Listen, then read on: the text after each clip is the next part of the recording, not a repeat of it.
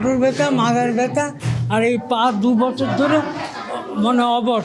আমি পড়ে গিয়েছি, পড়ে যে হাঁটুর মালা সরে গিয়েছে, যে এক্সরে করার পরেও 2বারই এরম ফাঁক হয়েছিল।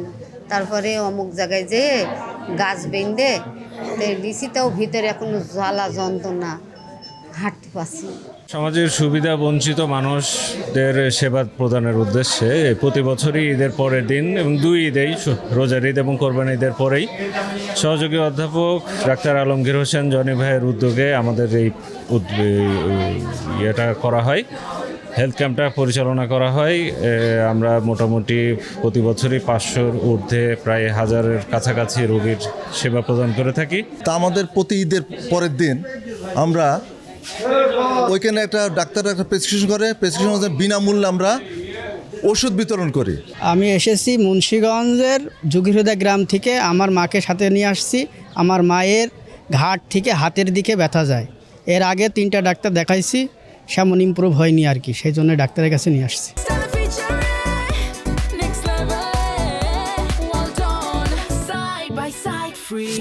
আমাদের বন্ধু বড় ভাই ডক্টর আলমগীর হোসেন জনি, তিনি এবার 10মবারের মতো এই বিনামূল্যে চিকিৎসা সেবা দিচ্ছে এবং একই সাথে আপনারা জানেন যে তাদের ওষুধও সরবরাহ করা হয়। সবাই মিলে ঈদের পরের দিন আমাদের দায়বদ্ধতা থেকে এই অনুষ্ঠানটা আমরা আয়োজন করি। আমার বন্ধু আলমগীর হোসেন জনি, সে নিজ উদ্যোগে এই আয়োজনটা করে, সাথে আমরা সব বন্ধুরা মিলে তাকে সহযোগিতা করি। এটা আমাদের একটা সামাজিক দায়বদ্ধতা।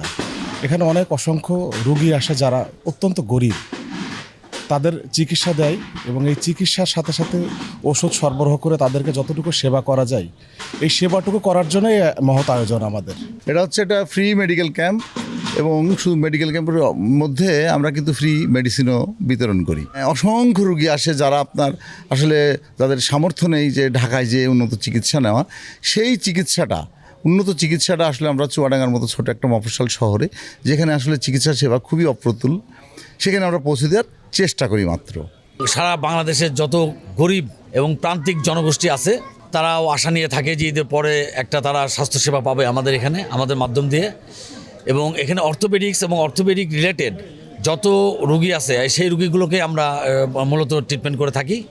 এবং অনেক দিন থেকে যেসব রুগীগুলো উন্নত জায়গায় যাওয়ার মানে তাদের আর্থিক সঙ্গতি নেই বা তাদের সামর্থ্য নেই, শুধু সেই রুগীগুলোকেই আমরা এখানে দেখে থাকি।